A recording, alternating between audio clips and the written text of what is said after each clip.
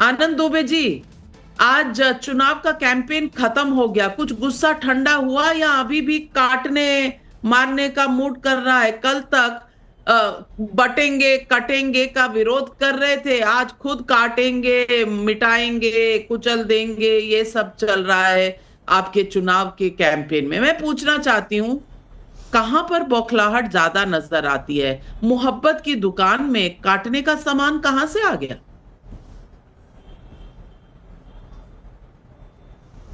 नाविका जी नमस्ते। बंद हो गया है चुनाव का प्रचार प्रसार, बंद हो गया है चुनाव का प्रचार प्रसार। जनता ने भी कमर कसकर हो गई है तैयार, और महायुति महाभ्रष्ट झूठी सरकार की डूब रही है नाव, और महाविकास आघाड़ी की नैया हो जाएगी पार, और बदल जाएगी कुछ ही घंटों बाद ये वर्तमान की सरकार। देखिए, कल जब आदरणीय उद्धव ठाकरे साहब मंच पर संबोधित कर रहे थे, हम सब वहीं थे। उनके कहने का तात्पर्य ये रहा कि ये जो बटेंगे कटेंगे जैसे नफरती भाषण जो लोग दे रहे हैं ना, तो उनके जो अहंकारी और तानाशाही रवैये हैं उसको हम काटेंगे। वहां कोई ये नहीं था कि आपको हम मारने और काटने की बातें कर रहे हैं। आपके जो कड़वाहट कटुता के जो शब्द है ना, उस वचन को हम काटेंगे अपने ओट से, अपने वोट देकर, अपने मतदान का अधिकार देकर महायुति सरकार का सुपड़ा साफ करेंगे। इसको ऐसे लिया जाए, यहां कोई नफरती बयानबाजी हम लोग करने नहीं आए। हम तो कहते हैं कि पढ़ेंगे तो आगे बढ़ेंगे, बटेंगे कटेंगे तब तो आपके वोट घटेंगे। क्योंकि महाराष्ट्र को नफरत कभी पसंद नहीं रही शुरू से।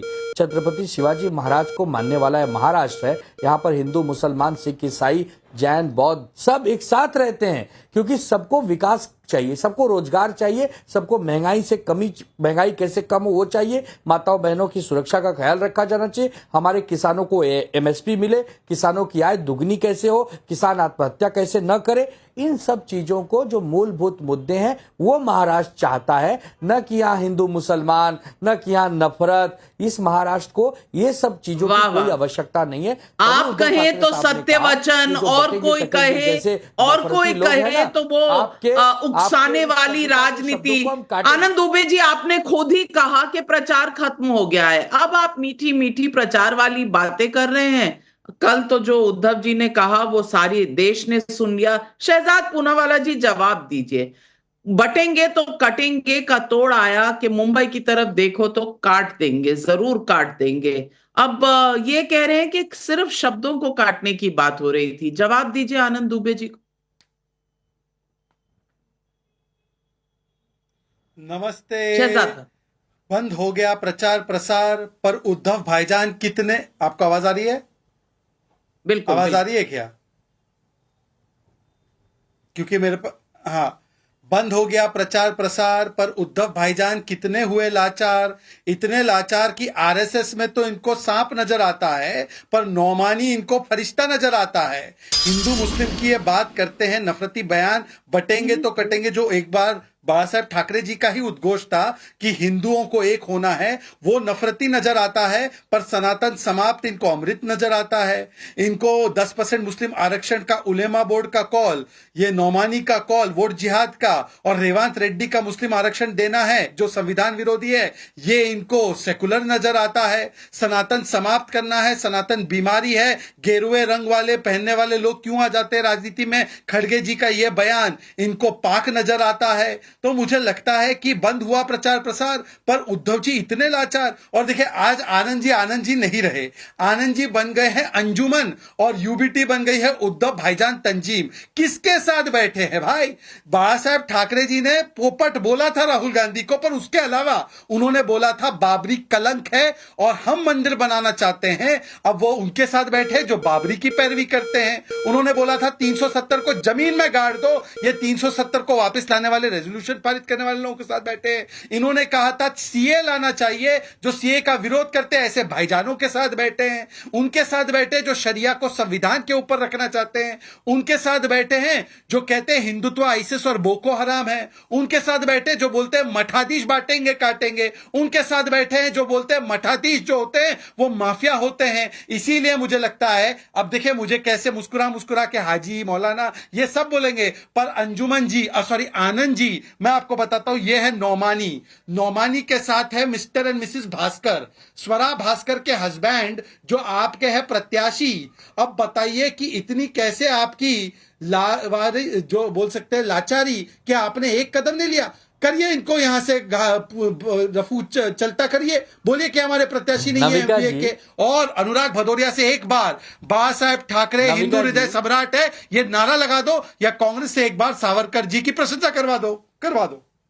आनंद दुबे जी जवाब दीजिए। नाविका जी अच्छा एक बात बताइए नाविका जी, हाजी और मौलाना कह देना इन्हें इतना पीड़ादायक क्यों लगता है? मेरे भाई हाजी शहजाद पूनावाला, आपके पैरों के नीचे से जमीन खिसक गई है।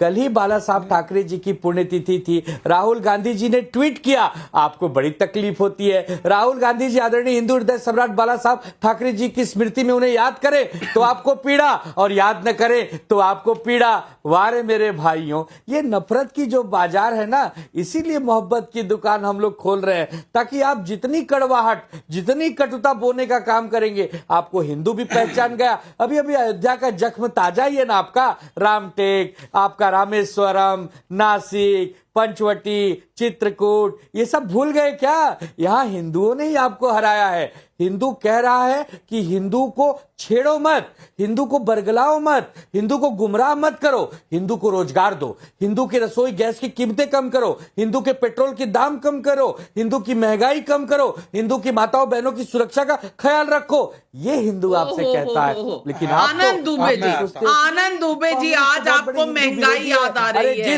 आज आपको महंगाई याद आ रही है। आज तक तो आपको महंगाई याद नहीं आई, अब पूरा चुनावी कैंपेन खत्म हो गया, अब आपको महंगाई याद आ रही है। शहजाद पूनावाला जी आ रही हूं आपके पास, लेकिन पहले कमलाकर त्रिपाठी जी से पूछ लूं। आपने देखा नहीं क्या नाविका जी?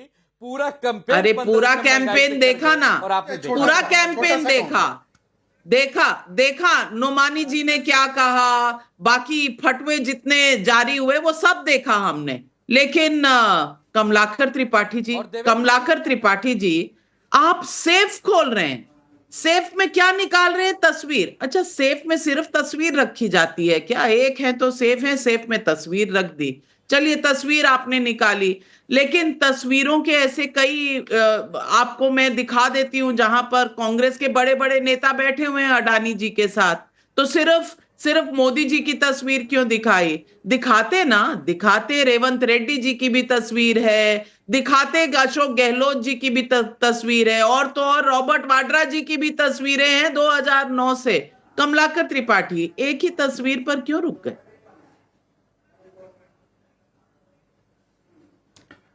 कुछ दिखाने के लिए आपके लिए भी छोड़ दिया है नाविका जी। वैसे आपको बता दूं, सेफ का एक प्रोजेक्शन होता है तिजोरी।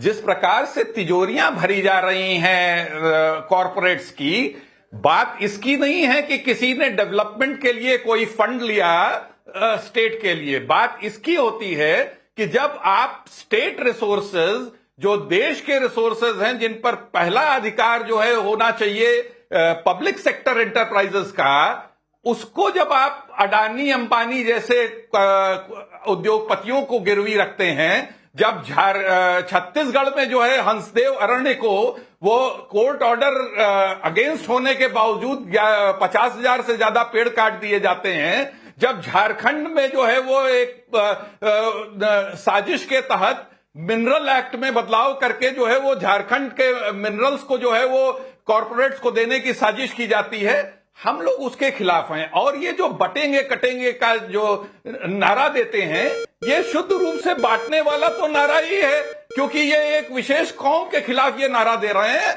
हम लोग भी कह रहे हैं कि बटो मत, बटे थे तो सिलेंडर 400 का 1200 हो गया, दाल 200 चली गई, कड़ुआ तेल 200 रुपया हो गया, प्याज की कीमतें 100 रुपया हो गई, जीएसटी जैसा जो है वो गब्बर सिंह टैक्स लागू किया गया, जिस प्रकार से किसान बिल लाए गए, ड्रैकोनियन कानून, हाँ एक रहे तो वो कानून धता बताए गए और वापस लिए गए।